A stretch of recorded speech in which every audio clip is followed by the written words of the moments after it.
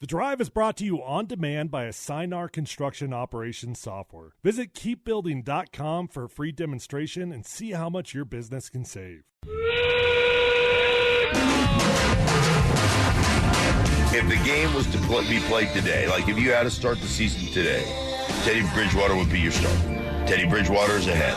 Teddy Bridgewater is a veteran. Teddy Bridgewater understands and has better anticipation. He's been around for long. But your hope is that Drew just continues to grow. He's worked really hard this offseason. I've talked to him. You're never going to be able to go back to Drew, though. In this situation where Teddy's the guy, you can go to Drew. If Teddy's struggling, you can go to Drew. And then if Drew's struggling worse, you can always go back to Teddy. You can't go Drew, Teddy, Drew. Once you move away from Drew, his career with the Broncos is over. Who's going to be a new member of the Kraken and disappoint some Avalanche fans? We took Jonas Descali. Jonas Descali. There you go.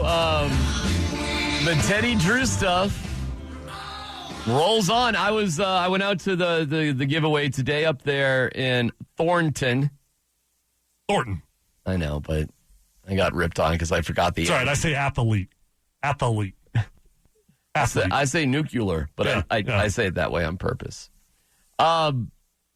We were up in Thornton. It was awesome. We just have not had a lot of promotional sort of hangout with the listeners in such a long time.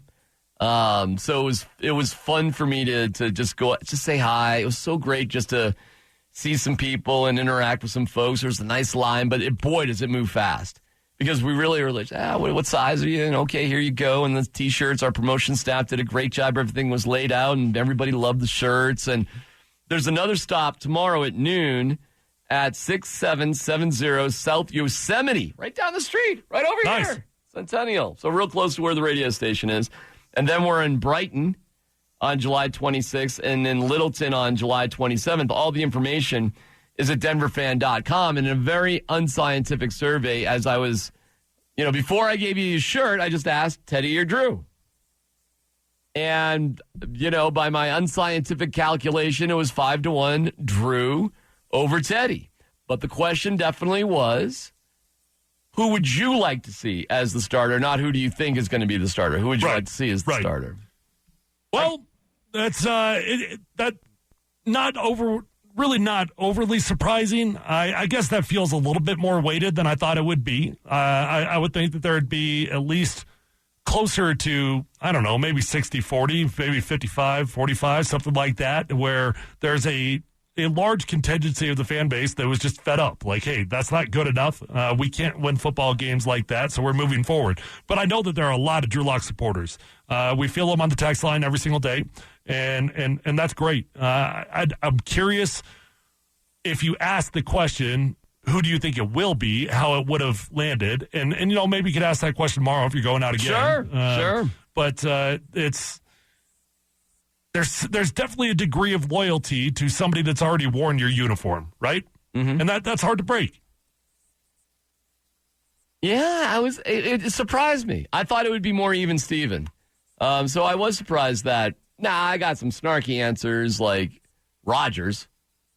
I got quite a few of those, actually. Yeah. I got a handful. Well, see, that's funny because there's a huge difference between asking Drew Lock, Teddy Bridgewater, Drew Lock, Justin Fields, Drew Lock, Aaron Rodgers, right? So there's separations here. And when you're comparing the 32nd versus the 33rd ranked quarterback in the NFL, it's not that hard to just go with the guy that you've got loyalty towards. But if he was competing against a clearly superior quarterback, well, number one, we wouldn't have a 50-50 battle. It would just be over. But number two, the fans would clearly know who the best option for the team is. And right now, it's not clear who the best option is. There are going to be fans at training camp this year.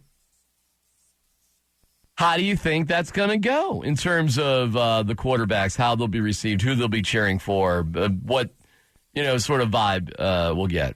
I guess in a week, less than a week. It's great. I guess I'd be surprised if it was noticeable one way or the other. I don't think that Drew Lock's going to get booed. I don't think that the fan base is like when they see Drew Lock, they're like, "Oh, boo this man off the field." No, it's not like that. I think they're going to be supporting Drew Lock. I think they will. I think there's going to be a lot of support for Teddy Bridgewater as well, though. I think there'll be support for Teddy, but I mean, I guess I'm on my very unscientific, research here today. I'm going to guess there'll be more support for Drew than Teddy. Easily could be. And probably as simple as this. Drew Lock has worn this uniform previously. Yeah. Right? Yeah. You've got a loyalty, and you could tangibly feel and see Drew Lock as the starting quarterback of the Denver Broncos. You have to kind of dream a little bit to even just, and maybe that's not even a dream that you want to have, right? Maybe you've never dreamt about Teddy Bridgewater being the starting quarterback of the Broncos. I never have. It's not like I've ever been like, man, I can't wait till they get Teddy. That's just my dream right now. Now it's reality, and so I'll live within the reality that we have, but you could dream about Drew Lock going out there doing his celebrations, but not having the interceptions. The vibe will be, first of all, I'm psyched that there's going to be fans, that people will be on the hill. I think all that is just great. I think that's wonderful, awesome. So grateful for that. I've been to a lot of, very, very, very lucky to be to a lot the of hill people, right? That's right. Yeah. That's right. I've been very lucky to be at a lot of Broncos training camps. In general, what I've noticed is that the fans tend to just follow the ball. Wherever the ball is, that's where their eyeballs go.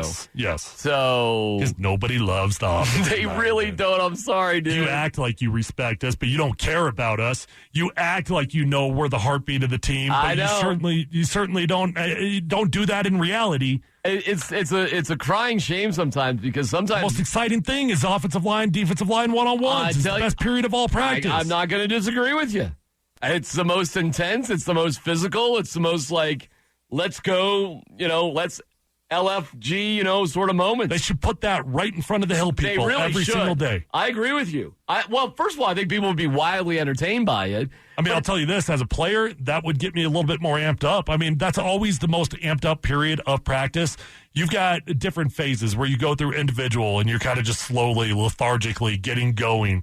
And then you've got team run, which is like, all right, as an offensive lineman, this is pretty cool. All I have to do is team run. I'm running the ball every time. This is great. And then you kind of, your energy gets down a little bit. You go to 7-on-7, you go to other periods, but then you go to one-on-ones.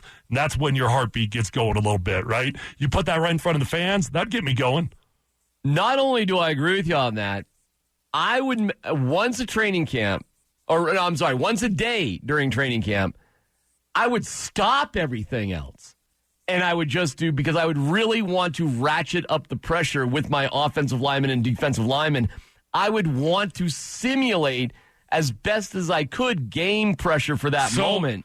That's funny you say that, because Pete Carroll, his big mantra is competition, right? So we've got competition Wednesday, we've got turnover Thursday, we've got all kinds of themes, right? But competition is the main theme of the entire program. And so practice starts and finishes with a competition good on good. So ones on ones, it starts and finishes, right? Okay. And now it's only going to be, the first play of practice is only one play. And he's not trying to put you out there and get everybody hurt, but we got one play. We're going to compete, and it'll be a specific situation, 3rd and long, red zone, short yardage, whatever. One play. One play. And then practice would end with 3 plays of good on good. Sometimes we would not do good on good offense versus defense. We would do good on good starting wide receiver versus number one defensive back in a one-on-one. Like everybody's watching. Yeah, everybody's watching. The whole team comes up in a circle. Or you would do 3 one-on-ones between offensive line and defensive line, and it was always 3 because you had to have a winner. And this is during the entire year, not just training camp. This is training camp through week 17. Okay. Every single day starts and finishes with a competition. Okay. All right. And it was fun. And there was always something on the line, and sometimes it would be something silly, like it would be like college style where, hey, winner gets a lobster dinner, loser doesn't, right? And literally the offense would get a lobster dinner and the defense would not, right? Because we would always win. Nice. Right. There you go. I'm trying to remember, in general, when you guys are doing a one-on-one, what's happening. 7-on-7. Oh, well, then you're going to lose to that.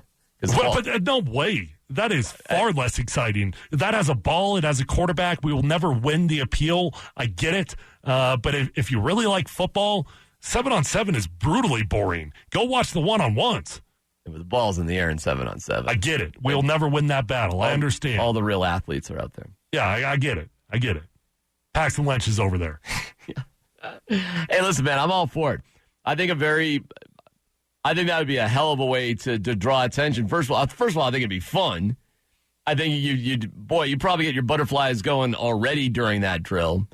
You are right, just in terms of like what I want to see at practice. That I would personally, I'd always prefer to watch 1-on-1s and 7-on-7. Yeah. Because 7-on-7 is 7-on-7's dumb. It is dumb. I mean, if you don't complete 9 out of 10 passes, what are you doing? I don't know. You got no pass rush. No pass rush. I mean, you could take all day. Those defensive backs can't hold up all day. The ball shouldn't hit the ground. Wide receiver, defensive back, 1-on-1 versus offensive line, defensive line, 1-on-1 is totally flipped. Offense has all the advantage in wide receiver versus defensive backs. Yeah. Defense has all the advantage in O-line versus D-line. Yeah, I remember when Tebow used to take off and run on 7-on-7. Oh, man. Paxton did that a lot, too. There's no pass rush. I know. What are you running for? I've seen it many a times. It's okay if you, I mean, it's not okay, but it's okay kind of to throw an interception, I guess. Just throw it away. Go through the progression and just throw it away. It's not there after, I mean, how many seconds would you give it? 4 would seem to be an eternity. Well, 4 is an eternity. Many times 7-on-7 does go way too long, and that's why the offense always wins, because defensive backs can't hold up that long. I mean, if you wait long enough, I mean, somebody's going to be open. Right. We're such a bunch of judgmental. But Tebow would panic if that number 1 wasn't there. Oh, my gosh, what do I do? What do I do? Thank you so much. God I run a bless you. 5.940. I can make it. He would 3 yards. Every time. I mean, we're a bunch of judgmental judge-a-lots there in the media. Never played the game, any of us. But we would always... Speaking of judgmental. We would always make fun of, like, stuff like that. Yeah. We'd always be like, sack. That's a sack. That throw doesn't count. Took too long. But that's just who we are, because we're, wormy little, media people. Judgmental Marilats. Oh, what a perfect segue into James Marilat from DenverFan.com, courtesy of the Johnson Auto Plaza hotline. Out at Castle Pines today for the Fan Golf Tour. I was hanging out with, the regular people at a break store giving out T-shirts, but James was with the high and mighty at the golf tournament today. Hi, James. How are you? I'm good, fellas. You guys always are a real confidence boost when they come on here. Talking about I'm judgmental and all these kind of things. It's it's a little tough for someone to take, but I'll try and roll along. All right, well, James, I just want to start this great interview, only to be surpassed by Gary, our contest winner. You sound like you're on a tomato can right now, so I don't know where you are or what you're doing. But I would ask kindly if you could get to, and listen, I wouldn't be such a jerk to somebody that I didn't regard highly, but can you get to a spot so we can just hear you clearly? Wow. We're very demanding around here. Now we got the echo. James, did he hang up? Any better? Are you there? I'm here. Is that any better? Not really. Where the hell are you? What are you doing? He's in well, the car. I'm on my phone. Here's the thing. I was supposed to, connect like I normally do, but I have construction going on in my house, so the option was phone or listening to the nail gun. So I went with phone. Maybe I made a wrong decision. I mean, I think if you just stay right there, we'll be kind of okay. Well, let me just get to it. I'm just telling you. Nothing like drawing attention to the problem, right? Aren't we supposed to just gloss over it? I was just trying to make sure it could get back. I didn't know. Make sure the listeners don't know. I was about, you never know. Patrick Saunders was eating a meal at a drive-thru one time. I mean, who knows with people on the phone? All right, James, go ahead, lay it out about Vaughn and the Halloween party. I heard you talk about it on the Zoakley show. Thank you, Kevin. I won't attack you. You got attacked by Brandon Stokely. You could barely spit out your opinion before Stokely was telling you about how awesome Halloween parties are. But I'll let you. Oh, thank God Stoke has some common sense finally. See, just like that. Finally, he's got some common sense. Go ahead, James. Good luck. Here's the thing, D-Mac.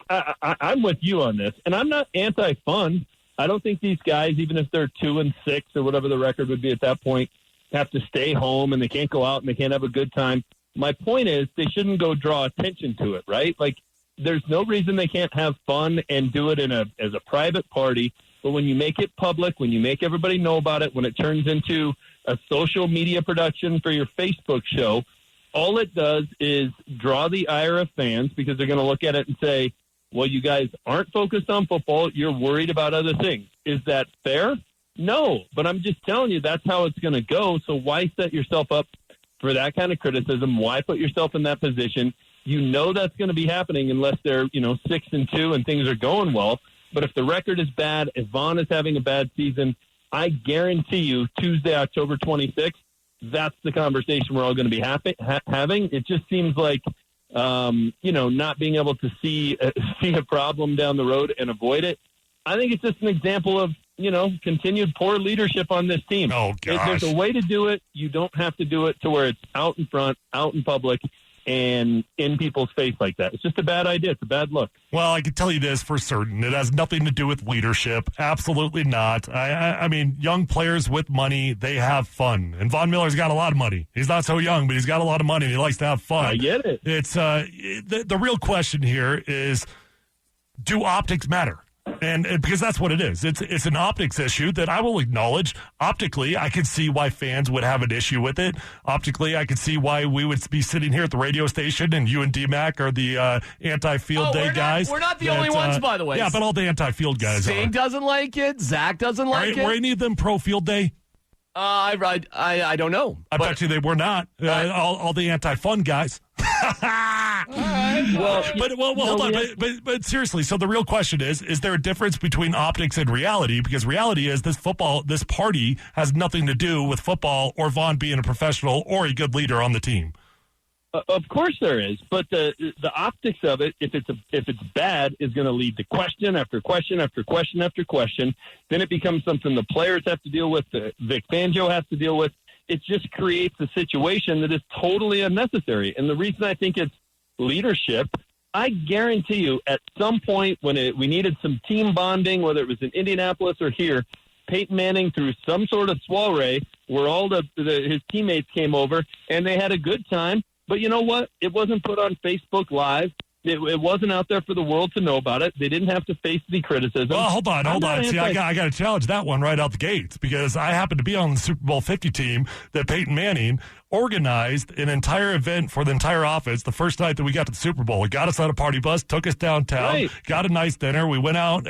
Some guys came back on the party bus. Some guys did not. We all had it on our social media. We were all posting pictures and photos of our evening. So absolutely, Peyton organized something really kind of similar in nature, minus Chad Kelly getting arrested and dressed up as Woody.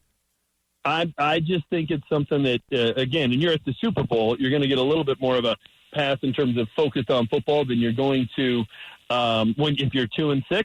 But look back to Super Bowl 48, right? How did people react to the Ronnie Hillman. receivers and guys going out and going to clubs and doing things like that? Not good. Well, you go but get those are the idiots. Those are the Chad Kellys. Those are the what was my team Ryan whatever that went out and got arrested for getting a prostitute, right? Ryan Murphy. Yeah, Ryan Murphy. Those are the idiots of the world that are causing the problems. The guys are going to be idiots no matter what. Melvin Gordon finds a way to get a DUI. Guys find ways to get themselves arrested.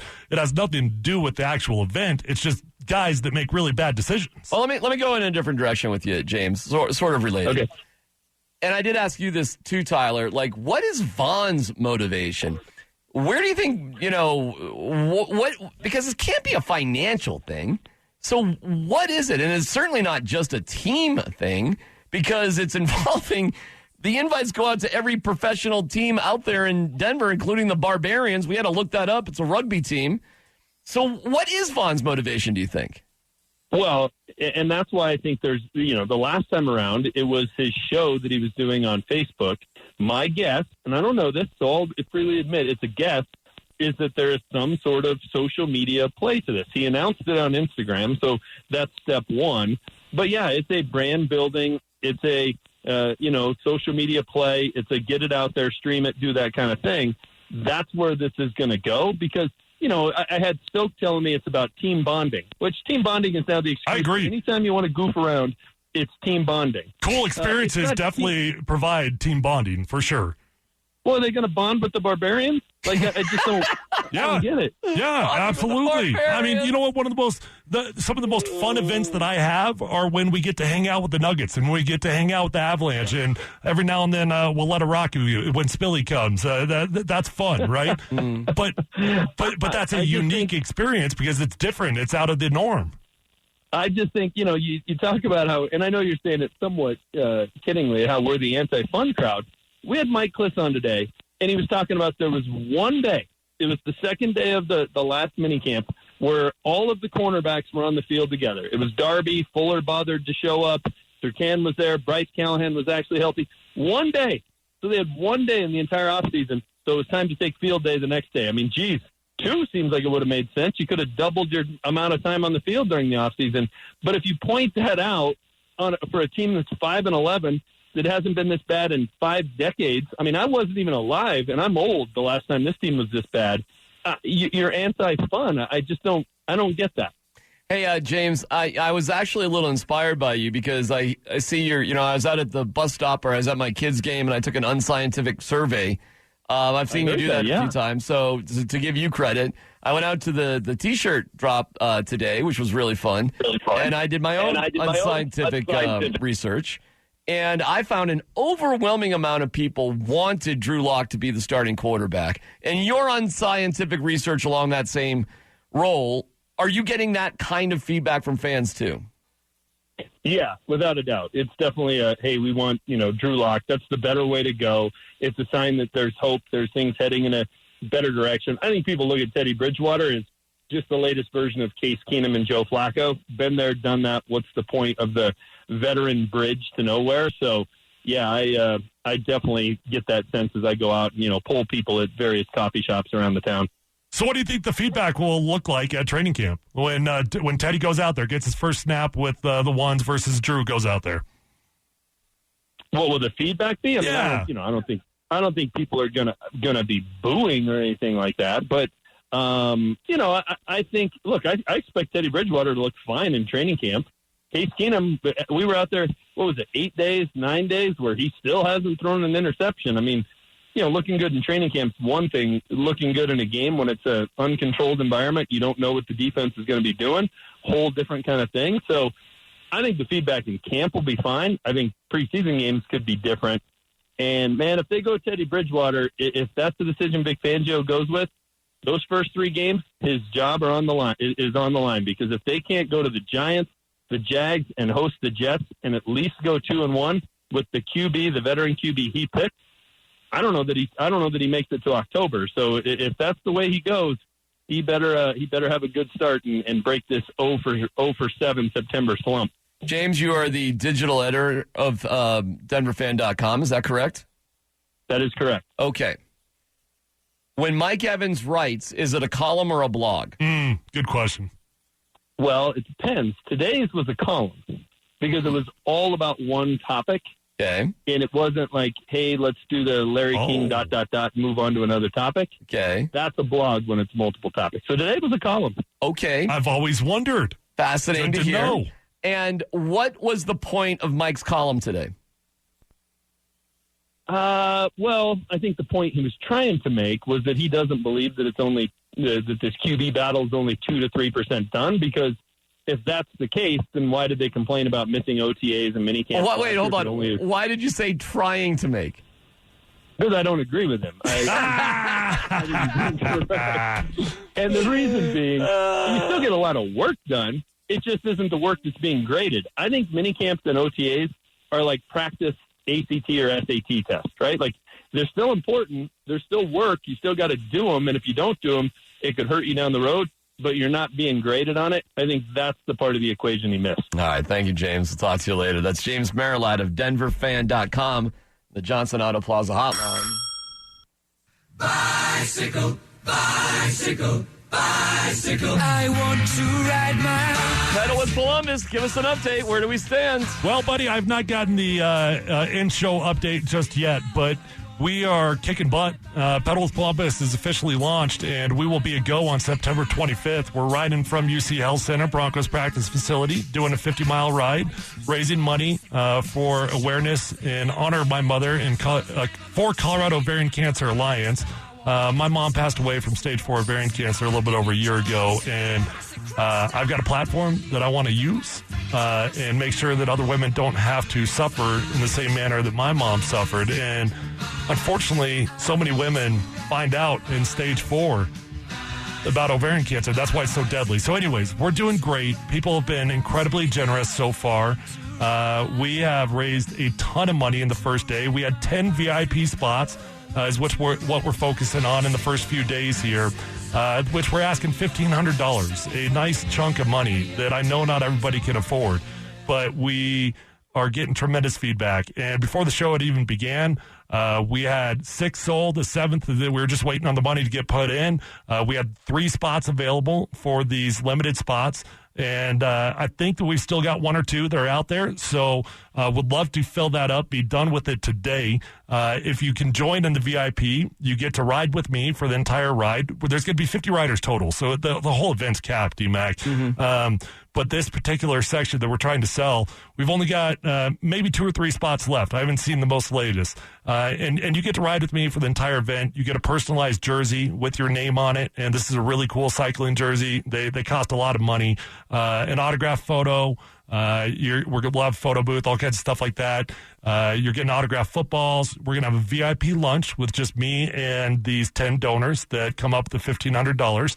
And I think we've got a couple spots left. I would love to sell it out today during our show, and then we can move on, and we're going to start selling the rest of it. There's nothing preventing you right now from going to the website, denverfan.com/pedal, and getting signed up as a normal rider, nor preventing you from donating $5 if you've got $2, whatever. We've got a bunch of those, and I'm so grateful to everybody. I just got a text message that we had somebody just donate $500 just a couple minutes ago. Awesome. They're not even riding. They just donated $500. So I'm very, very grateful for that. And I would love to fill this up. So if you guys could help me, we're going to do a lot of good. And believe me, that $1,500, it's going to save lives. Just go to denverfan.com/pedal. We had a little change.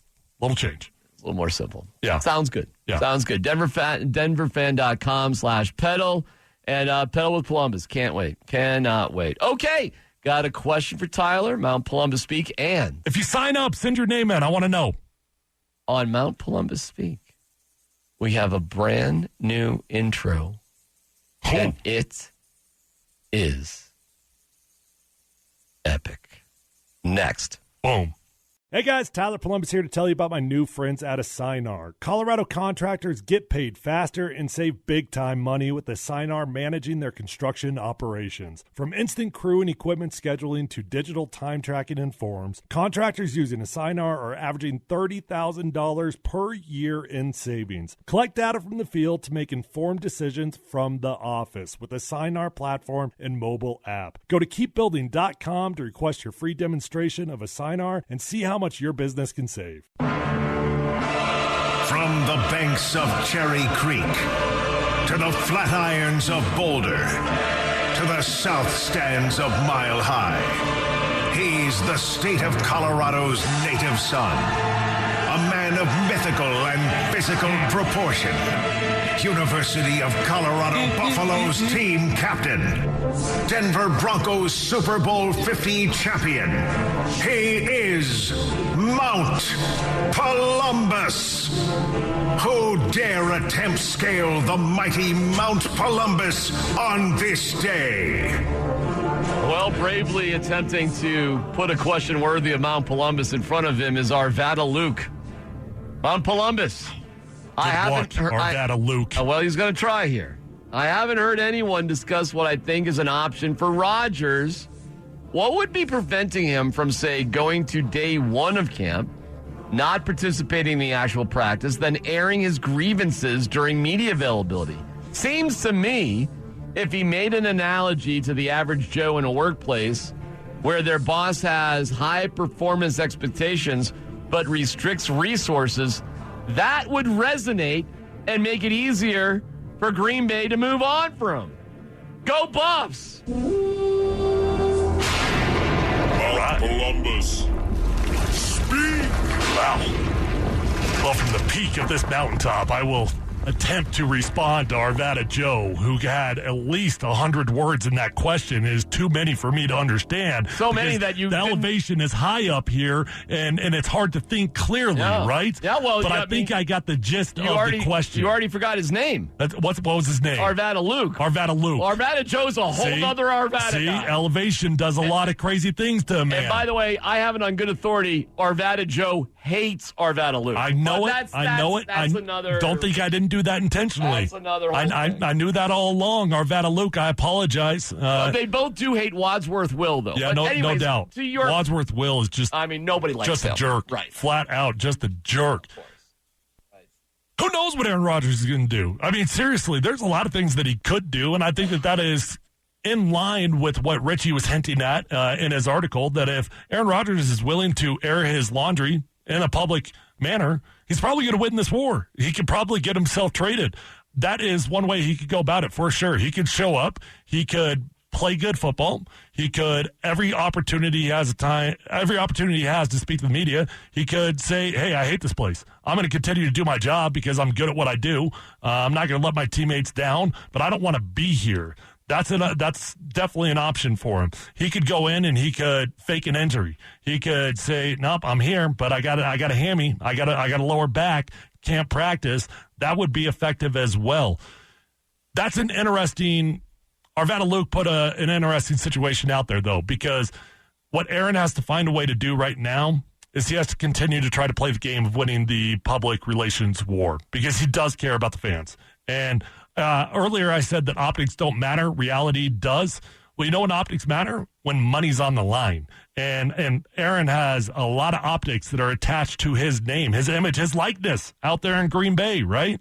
And if he turns his back on those fans now, he's turning down an opportunity for the rest of his life to be in the category of the all-time great Packer quarterbacks that are going to make millions and millions of dollars off their image and likeness simply by doing a 15-second radio campaign. So I think that is an option for Aaron Rodgers. He probably is more likely to do that, what Arvada Luke just said, than to go out there and fake a hamstring. I don't think he's going to do that. I don't think he's going to be disruptive, but actually I could see that happening. I could see him showing up, doing his job, being really effective, yet every chance he gets to undermine his bosses, he does it in a public forum. I could see that. I could see him being very snarky. Very snarky, dismissive, saying the media doesn't really know what they're talking about, but yet it's kind of like the way he praised the Milwaukee Bucks GM. That's snarky. That's snarky. For sure. That's taking a shot at your own GM by praising somebody else without directly doing it. Yeah. I do need one more quick Mount Columbus, though. Oh. Just right. not the intro. Not the intro. Yeah. Mm-hmm. Great intro, by the way. Mount Columbus. Speak! I don't think my mom even loves me as much as whoever wrote that little intro for me, Richie. Thank you very much. That was fantastic. I'll give you $100 later. I got an apology to make. Oh. Yeah. Oh. Yeah. Oh. Yeah. From the peak of this mountain. I've got an apology to make. I accept the apology. It is sort of towards you. Sort of.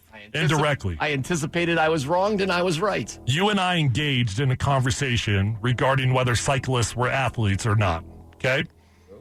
I've been challenged on the text line that if I simply apologize for that comment, and if I admit that cyclists are athletes, that said person will sign up to be a VIP donor for $1,500. And that's all you have to do? And from the depths of my soul, I truly apologize for ever insinuating that cyclists are not athletes. Really, what it came down to was a little bit of fear of the athletic shape that DMAC has achieved, the overall athleticism that DMAC has. There you go. I did not want to acknowledge said athleticism, so I had to imply that cyclists are not athletes. Okay. But now from this forum, I would like to acknowledge that you are the most athletic dude I know. Cyclists are definitely athletes. Wow. I apologize for ever saying that. Truly, I hope you accept my apology, and I hope that I get to ride with you, whoever I'm apologizing to.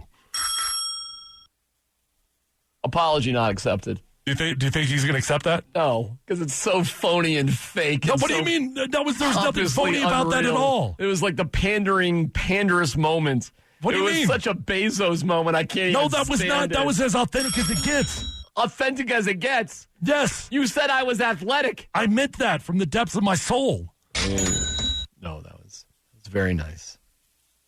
I know that you were completely at least unbelievable. Semi-half league varsity year baseball player. You want me to throw out my high school cred? I'm not even going to bite for that. No, cyclists are definitely athletes, without a doubt. Without a doubt. No question about it. Did that do the trick? There's no question. You think so? Cyclists are athletes. We'll see on the text line if that did the... Well, we'll know. Proof is in the pudding if the guy said he would do it. If he doesn't sign up now, I'll find you. Right. I will find you. Retractions can't be made. You better sign up. This is The Drive on the Fan. It's The Drive on Sports Radio 104.3 The Fan. Here's Tyler Columbus and D-Mac. I don't know who you are. I don't know what you want. If you're looking for ransom, I can tell you I don't have money. But what I do have are a very particular set of skills. Skills I've acquired over a very long career. Skills that make me a nightmare for people like you. Yes. Now, I hate to threaten people that are donating towards a very charitable cause. That's not the route that I want to take. And so, the point of clarification here? No. Well, actually, a little bit. I don't threaten him, but I would appreciate if he held up to his end of the bargain. Right? Right. I mean, that took a lot for me to apologize like that. I manned up. On the text line, the quote of the day is, quote, "You said I was athletic." You did say it. I hope you saved that one. I did. I mean, D-Mac even got something out of that. Hey, look at our guy, Nugget Mike, on the phone. Nugget Mike! Yes. Yeah. It is Nugget Mike. What's up, Nugget Mike? Dude, What's up, Nugget? No what you offense, got? Nugget Mike, but this is when you say, this is I when didn't you know if you wanted Mike, that. Yeah, Mike, this is no, what, we wanted. Of course we did. All right, let's try it again. Hey, joining us on... Good morning. Okay. Perfect. Timing is everything. Nailed it. Yeah. Crushed it. What's up? Is he a contest winner? What's going on? No, he's got something. He's just waiting. What do you got, Nugget Ask Mike? him what do you got? What do you got? I'm just the real deal. Number one. Yes. What's the big story? Is it going to be this season for the Broncos?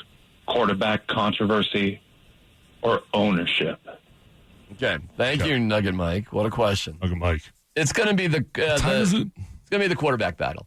The ownership stuff is 5 o'clock somewhere. Is going to be, well, 420 somewhere. we do live in Colorado, right? There's a couple of truths about altitude is high in Colorado. He was hanging out at Mount Columbus with me. That's right. Elevation. That's right. Yeah. Just the real deal. Okay, Mike. The quarterback, yes. The ownership stuff, by the way, is going to settle down, and you're really not going to hear much about the ownership situation probably until January or February. You're not going to hear anything during the season. You're not.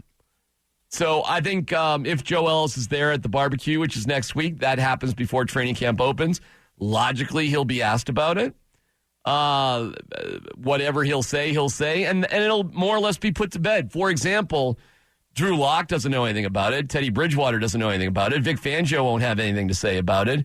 Even George Payton would probably defer to somebody else, and Joe Ellis just won't do a lot of interviews during the year. He just won't. He never really does. Yeah. So that you're going to have a moment about ownership next week, and after that, it's going to be put to bed for months. Really, for the most part, ownership stuff is going to be discussed a lot in offseason, and maybe if there's a reason, it'll be discussed during the season. But once you get in season, you talk about football, right?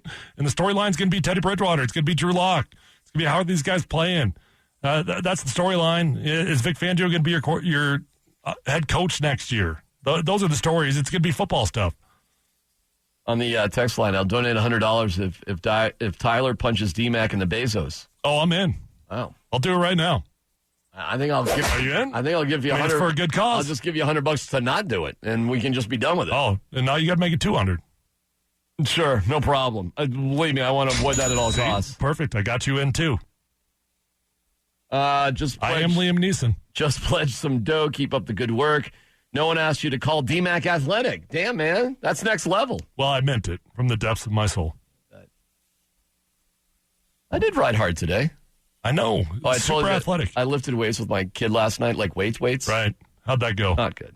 No? I am extraordinarily weak. Was the first exercise? Bench press. Right, because that's what dudes do. Yeah. That's what Dylan wanted to do. Yeah. That's where he... You got to start with bench press. Do you have to start with bench? Well, that's what dudes do. All right, well, that's what he did. Yeah. Let me guess what was next. Some curls. That wasn't next, but we did do curls. Yeah. Curls for the girls. We did curls and triceps. Mm-hmm. Bench, single bar, triceps. Right. So far you're on the Beachbody workout. So that's fantastic. This is what I said when I retired. I will be on the Beachbody workout. I will never be under a bar ever again the rest of my life. I will never squat something. I'm not doing Olympic lifts, but I will do the beach body. I'll get a little bench in, work the pecs, right? Yeah, right. Get the bis and tris, right? Can I tell you something pathetic? You know what else I care about? What's that? The calves. That's beach body. Yeah, the calves, okay. Right? And then you got to get the abs in. That's it. That's all. Right. That's all you need. But I do so much biking. I don't need to worry about that. Do you think? No. Yeah, I can see the muscle just popping out of your shirt right now. Calves? Well, calves or? I'm too sexy for my I'm no Phil Mickelson or anything, but you know. my love. Calves are really important to me. Did a little yoga this morning. How'd that go? Great. How was your downward dog? Well, that one, hammies are a little tight. Yeah. I got to work on the hammies a little bit. I'm not gonna lie. When I was doing upward dog though, upward dog good. Yeah. When I was doing some of my curls, with the girls, I am guilty. I did look in the mirror. Stared in the mirror. I did. Yeah. Did you do it before, during, or after, or all of the above? A little bit of both. A little bit of all. Yeah. A little bit of all. Yeah. I mean, it's impossible not to stare in the mirror when you're doing curls. It's so ridiculous. How do you not? I don't know. I did it. I'm like, that's not bad. And of course, there's somebody right next to me that's 10,000 times better. Did you get the little hand under the arm, push it out a little bit? Yeah, a little bit. Yeah. No, it was actually incredibly humbling because I haven't done much of that in my whole year of losing weight and getting in shape. So when you were doing bench press, what does that look like? Oh, like such a disaster. What kind of weight are we throwing around? So embarrassing. So embarrassing. The barbell? That's 45 pounds. I got beyond the bar. So that's good. I got to so you put some weight on. A plate. What was the plate? 45? Mm-hmm. So almost one of those. Wait, hold on. Total? I think I did 2 35-pound plates and 230. That's not bad. And a 5, and that was it. In the bar. Okay, yeah. I've seen worse. It was terrible though. I mean, it was awful. My wife does more than that, but I'm sure she does. Yeah. I'm sure she does. My kid was like, "This." I couldn't believe what he was doing. I was like, "Really?" Like, yo, holy so cow. Baseball is on the beach body workout. That's the real lesson here. Yeah, I guess so. But that's what I'm learning. He can do like legit pull-ups, like no help, no assistance, just like CrossFit style pull-ups. No, just like Heather Columbus style. No, I call it Columbus just so people know. You're the worm. She's my sister. You do the worm move. That looks like that's cheating. Like you do the worm thing. Big time CrossFitter. Yeah, she's super jacked, but I mean the pull-ups. It's stupid, right? Stupid. Those are stupid, right? CrossFitters are stupid. Well, unless you're signing up for Pedal with Columbus. No, you just went bang. I don't know. It was beyond my comprehension. But I did it. I'm trying to be a good dad before he goes back to college. I absolutely humiliate myself in the gym. He seemed to like it. I think he got a real kick out of it. How are you feeling today? I'm sore and I'm embarrassed, but I'll go back. If he asks me to go back, I'll go back again. What I think he loves as a kid, I guess this is the ultimate moment as a kid, when you know 100%, I really could beat the crap out of my dad. Like, I think that's the moment that there's just no doubt in your mind. He needed to see you on the bench press to know that? I think if he didn't know that already, I'm a little bit worried about what he's doing in college. I think he suspected it, but I think last night was the pure revelation of I mean, either way, old D-Mac or new D-Mac. He should have been able to beat the hell out of either one of those. Well, it was a significant reflection of the degree to which the beatdown would happen. Yeah. The only thing I got going for me is if you gave me a head start, I would run away from him slowly for a long period of time. Do you guys wrestle still or no? Oh, my God. Did you ever wrestle? I thought, well, he was a wrestler. Yeah. He like really wrestled, like competitively. My dad and wrestled. it was just our deal. Like until he was probably 60, maybe 65. You wrestled your dad up to 65? All the time. Yeah. I mean, we've broken mirrors. We broke a piece of artwork that was worth like more than my life. At one point we were in DIA. And he gave me a little smack on the belly. I gave him a smack back. We're on the train. Turned into a full-on wrestling match in the middle of the train at DIA. This is when you were 300 pounds in college? I was in the NFL. You were in the NFL? Yeah. I got in a wrestling match with my dad on the train at DIA as a professional offensive lineman. How'd you do? I won. All right, the top 6 is coming up. Tom Brady tells everybody why you won. Well, congratulations. Thanks. It's the Drive on the Fan. Hey guys, Tyler Columbus here to tell you about my new friends at a4006760b6054b85b947ad6e00056c74. Colorado contractors get paid faster and save big time money with a4006760 managing their construction operations. From instant crew and equipment scheduling to digital time tracking and forms, contractors using a4006760 are averaging $30,000 per year in savings. Collect data from the field to make informed decisions from the office with a a40067 platform and mobile app. Go to keepbuilding.com to request your free demonstration of a a40067 and see how much your business can save.